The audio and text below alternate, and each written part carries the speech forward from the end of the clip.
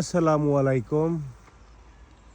দেখেন এই গাছে কি পরিমাণ আলু বোখারা ধরেছে, কল্পনার বাইরে। মনে হয় গাছের যে ডাল আছে না, হেলে পড়তেছে, অলরেডি হেলে পড়ছেও। দেখেন এই যে কি সুন্দর সরু রাস্তা, এটা শুধু সাইকেল এবং মানুষ হাঁটার জন্য। কি পরিমাণ ধরছে দেখেন। এই যে আমি খাচ্ছি অবশ্য অনেক মিষ্টি।